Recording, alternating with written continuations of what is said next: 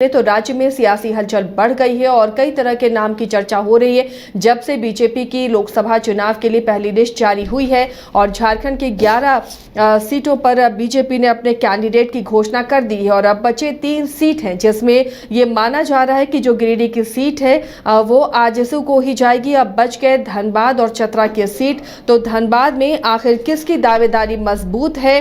इधर चर्चा ये भी है कि दल बदल भी हो सकता है, क्योंकि गीता कोड़ा बीजेपी में चली गई हैं, जिससे महागठबंधन के जो 2 सांसद थे, एक अब बीजेपी के पाले में चले गए हैं। अब सिर्फ राजमहल सीट ही महागठबंधन के पास बची है, जो जेएमएम के सांसद उसमें हैं, और गीता कोड़ा कांग्रेस से चली गई हैं और एक और बड़ी टूट कांग्रेस में हो सकती है। ऐसी चर्चा है कि पूर्णिमा नीरज सिंह अब कांग्रेस छोड़कर बीजेपी में जा सकती हैं। हालांकि सियासी गलियारों में अभी सिर्फ ये चर्चा है, इस पर मुहर नहीं लगी है, लेकिन न्यूज़ बाइस्कोप ने भी गीता कोड़ा के मामले में पहले से ही कहा था कि गीता कोड़ा जा सकती हैं बीजेपी में, और गीता कोड़ा ठीक जब लिस्ट आई उससे पहले ही वो शामिल हो गई बीजेपी में। अब जब बीजेपी की दूसरी लिस्ट आएगी, उसमें झारखंड के 3 संसदीय क्षेत्र भी होंगे, तो क्या उन तीनों के संसदीय क्षेत्र में जो एक धनबाद की सीट जो बहुत महत्वपूर्ण सीट है, उस पर पूर्णिमा नीरज सिंह जो फिलहाल कांग्रेस की विधायक हैं, उन्हें मौका दिया जा सकता है।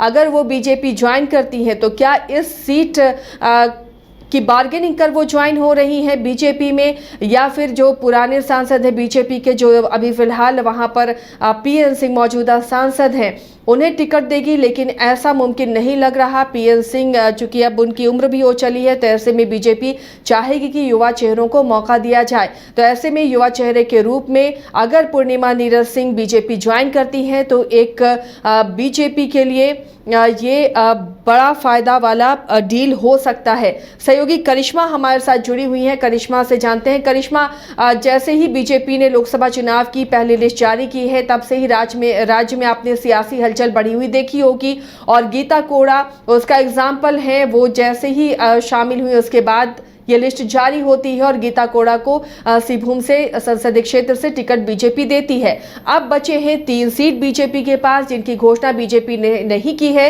गिरिडीह है, धनबाद है और चतरा है। गिरिडीह में ये माना जा रहा है कि आजसू को ही वो सीट मिलेगी और आजसू के कैंडिडेट चंद्र प्रकाश चौधरी हैं। अगर वो रिप्लेस होते हैं तो आजसू अपना कोई दूसरा कैंडिडेट देगी, लेकिन धनबाद और चतरा, इसे बीजेपी किसी भी हालत में नहीं छोड़ेगी अपने सहयोगियों के लिए। और अगर ऐसा होता है तो वो कौन सा चेहरा है? अगर पीएन सिंह का टिकट कटता है तो क्या जो सियासी गलियारों में चर्चा चल रही है कि पूर्णिमा नीरज सिंह अब कांग्रेस छोड़ सकती हैं, तो क्या इस सीट की शर्त पर वो बीजेपी जाएंगी और उनके नाम की घोषणा हो सकती है? जी देखिए आसिया, झारखंड की राजनीति में एक बार फिर से अटकलों का जो बाजार है वो गर्म हो गया है। ऐसा मैं इसलिए बोल रही हूँ क्योंकि अब खबरें सामने आ रही है कि झरिया विधायक, जो कांग्रेस के विधायक है पूर्णिमा नीरज सिंह, वो शायद बीजेपी में शामिल हो सकती है। क्योंकि आपने 1 दिसंबर को देखा होगा जब प्रधानमंत्री नरेंद्र मोदी धनबाद जाते हैं और वहाँ पर तमाम लोगों से जुड़ते हैं, इसके साथ ही सभा को संबोधित करते हैं और सिंदरी को एक बड़ी सौगात देते हैं। इस बीच देखा जाता है कि पूर्णिमा नीरज सिंह उस मंच में मौजूद रहती है। ऐसा देखने को अमूमन नहीं मिलता है कि कोई विपक्षी दल के कोई नेता जो है इस तरीके के कार्यक्रम में शिरकत करते हैं, लेकिन वहां पर पूर्णिमा नीरज सिंह मौजूद रहती है। हालांकि जब विधानसभा का बजट सत्र चल रहा था, उसी दिन पूर्णिमा नीरज सिंह ने कहा है कि वो तो जाएगी ही, प्रधानमंत्री नरेंद्र मोदी धनबाद आ रहे हैं, सिंदरी को सौगात दे रहे हैं, तो वो जरूर जाएगी, और ऐसा ही देखने को मिला। इसके साथ ही अब ये भी खबर सामने आ रही है कि आज नहीं तो कल पूर्णिमा नीरज सिंह जो है, जो कांग्रेस के विधायक है, वो बीजेपी में शामिल हो सकती है। सूत्रों से बड़ी जानकारी फिलहाल हमें प्राप्त हुई है, क्योंकि जब से गीता कोड़ा कांग्रेस छोड़ बीजेपी का दामन थामी है, तब से यही कहा जा रहा है कि शायद पूर्णिमा नीरज सिंह भी बीजेपी का दामन आने वाले समय में थाम सकती है। क्योंकि देखिए, जिस तरीके से भारतीय जनता पार्टी की ओर से 11 लोकसभा क्षेत्रों के लिए उम्मीदवारों की घोषणा कर दी गई, और आपने सही कहा कि 3 लोकसभा क्षेत्रों में फिलहाल बीजेपी ने कोई भी उम्मीदवार अभी खड़ा नहीं किया, और इसको भी लेकर कई कयास लगाए जा रहे हैं। लेकिन अब खबरें यही आ रही है, क्योंकि धनबाद के जो मौजूदा सांसद है पीएन सिंह, उनको लेकर यही खबरें सामने आई है कि शायद अब उनका टिकट नहीं मिलेगा, यानी कि उन्हें टिकट नहीं मिलेगा वहां से। इसके साथ ही ये भी कहा जा रहा है कि युवा चेहरों को इस बार बीजेपी आगे करना चाहती है। तो अब सवाल ये उठता है कि आखिर पूर्णिमा नीरज सिंह बीजेपी कब शामिल होगी, क्योंकि सूत्रों के हवाले से यही जानकारी मिली है, आज नहीं तो कल पूर्णिमा नीरज सिंह बीजेपी शामिल होगी। हालांकि इसको लेकर जब हमने विधानसभा का जब बजट सत्र चल रहा था तब हमने उनसे पूछा था कि जिस तरीके से गीता कोड़ा ने बीजेपी का दामन थामा है, आने वाले समय में क्या इसी तरीके से चीज़ें जो है वो देखने को मिलेगी, आप कांग्रेस में ही रहिएगा या फिर बीजेपी जाइएगा। तो उनका कहना था कि फिलहाल मैं कांग्रेस में हूँ, लेकिन आने वाले समय में क्या होगा ये मुझे भी नहीं पता। तो कह सकते हैं कि उस दिन पूर्णिमा नीरज सिंह ने ये कहा था कि फिलहाल तो मैं कांग्रेस में हूँ, लेकिन आने वाले समय में क्या होगा करिश्मा, पूर्णिमा नीरज सिंह ने इशारों में बातें कह दी हैं और जिस तरह प्रधानमंत्री के साथ मंच साझा करना और उनके जो सोशल मीडिया पोस्ट हैं उसे देखते हुए लगता है कि शायद वो बीजेपी जा सकती हैं। इसे लेकर क्या कांग्रेस से आपने कोई सवाल किया, कांग्रेस के नेताओं की तरफ से किस तरह का रिएक्शन मिला? जी देखिए, इस बीच एक तस्वीर जो है वो वायरल हो रही थी और इसको लेकर हमने झारखंड कांग्रेस के कई बड़े नेताओं से बातचीत की थी। आपने देखा होगा कि जो विधायक है इंद्रजीत महतो, उनकी पत्नी जो है तारा देवी, उसके साथ कहीं ना कहीं पूर्णिमा नीरज सिंह का जो एक फोटो है वो लगातार वायरल हो रहा था। और इसको लेकर जब हमने कांग्रेस के कई नेताओं से बातचीत की थी कि अब ऐसा लग रहा है कि शायद पूर्णिमा नीरज सिंह बीजेपी का दामन थाम सकती है, तो उनका कहना है कि ऐसी कोई भी बात नहीं है, मीडिया ट्रायल हो रहा है, पूर्णिमा नीरज सिंह कांग्रेस में है, थी और रहेगी। तो कह सकते हैं कि कांग्रेस के जितने भी बड़े दिग्गज नेता, उनका यही कहना है कि गीता कोड़ा अपने फायदे के लिए बीजेपी ज्वाइन की है, लेकिन पूर्णिमा नीरज सिंह बीजेपी ज्वाइन नहीं करेगी, ऐसा उनका कहना है। क्योंकि उनका ये भी कहना है कि पूर्णिमा नीरज सिंह अच्छे से काम करी अपने क्षेत्र में। उनका ये भी कहना है कि हम लोगों ने उनसे बातचीत की है, उनका कहना है कि वो कांग्रेस में ही है। तो कह सकते हैं कि एक और जहां पूर्णिमा नीरज सिंह इशारा करती है, इशारा देती है और ये बोलती है कि फिलहाल तो मैं कांग्रेस में हूँ, लेकिन आने वाले समय में मैं कहाँ रहूंगी ये मुझे भी नहीं पता। और अचानक से एक तस्वीर जो है तेजी से वायरल होती है, जिसमें इंद्रजीत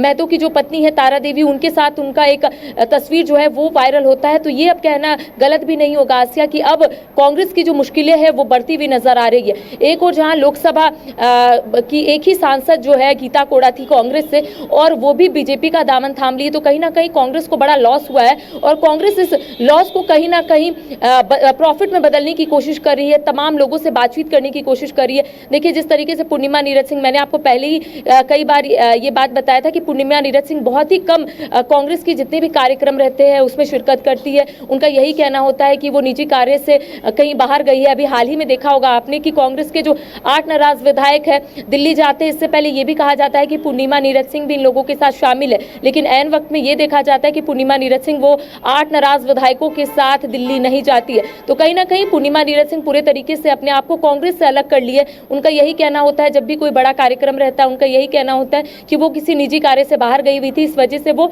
कार्यक्रम में नहीं आ पाए। तो कह सकते हैं कि अब 1 या 2 दिन में चीजें जो है वो स्पष्ट होगी, क्योंकि सूत्रों के हवाले से यही जानकारी मिल रही है कि पीएन सिंह को अब वहां से टिकट नहीं मिलेगा और बीजेपी ये कोशिश करेगी कि युवा को आगे करे, ताकि जितने लोग हैं उससे युवा जो है वो अच्छे से जुड़ पाए। अब एक ही नाम सामने आ रहा है, पूर्णिमा नीरज सिंह। अब देखने वाली बात होगी कि क्या पूर्णिमा नीरज सिंह सही में बीजेपी ज्वाइन करती है या फिर वो कांग्रेस में ही रहती है। जी करिश्मा, ये पूर्णिमा नीरज सिंह के लिए भी इतना आसान नहीं होगा, क्योंकि सिंह मेंशन और कुंती मेंशन की जो दोनों के बीच में दरारें हैं वो जग जाहिर हैं और रागिनी सिंह लगातार वो क्षेत्र में बनी हुई हैं और लगातार कोशिश कर रही हैं, बीजेपी के कई कार्यक्रमों में शिरकत करती हुई नजर आ रही हैं।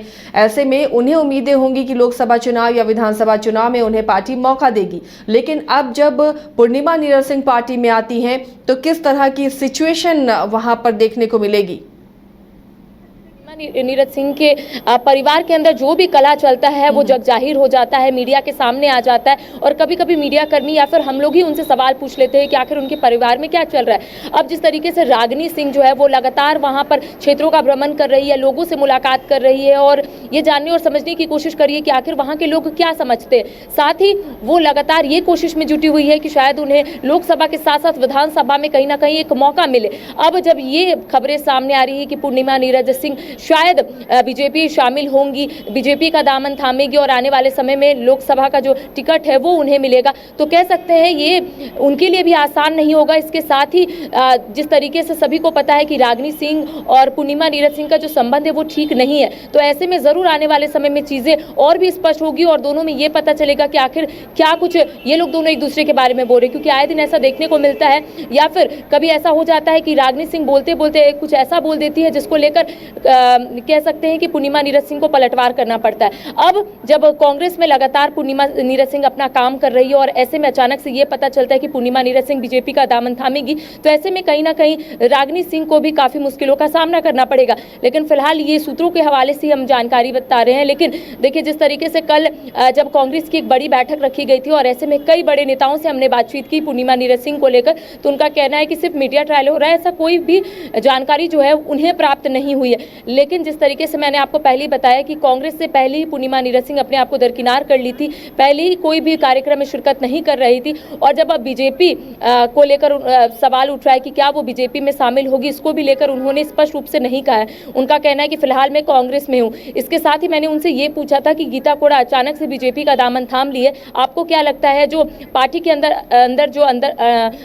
कह सकते हैं जो कलह चल रहा है, क्या इसको लेकर सभी लोग जो है वो कांग्रेस से अपने आप को हटा रहे? तो उनका कहना है कि वो उनका व्यक्तिगत निर्णय था, लेकिन हाँ, नाराजगी जो है वो पार्टी के अंदर है। कई लोग जो है आला कमान से मुलाकात करने जाते, लेकिन आला कमान उनकी बात नहीं सुनते। ये पहली ऐसी विधायक नहीं है जो इस तरीके की बात करी, कई ऐसे विधायक है कांग्रेस के, उनका यही कहना होता है कि उनकी जो परेशानी है वो परेशानी उनके अंदर ही रह जाती है। आला कमान उनसे मुलाकात नहीं करते, उनसे बातचीत नहीं करते, उनकी समस्या जानने की कोशिश नहीं करते। अभी 8 विधायक जब दिल्ली गए हुए थे तो आला कमान उनसे मुलाकात नहीं की, यानी कि राष्ट्रीय अध्यक्ष मल्लिकार्जुन खड़गे उनसे मुलाकात नहीं की, और उनका यही कहना था कि वो काफी व्यस्त चल रहे। और ऐसे में जब कांग्रेस के 4 मंत्री यहाँ से सीधा जाते हैं दिल्ली, तब आला कमान यानी कि कांग्रेस के जो राष्ट्रीय अध्यक्ष मल्लिकार्जुन खड़गे वो चारों मंत्रियों से मुलाकात करते। तो अब सवाल ये उठता है कि आखिर आला कमान जो नाराज विधायक है या फिर जो विधायक के अंदर कई सवाल है, उस सवालों का जवाब क्यों नहीं देते? अब जिस तरीके से पूर्णिमा नीरज सिंह का जो सवाल है, या फिर वो लगातार ये बोलती हैं कि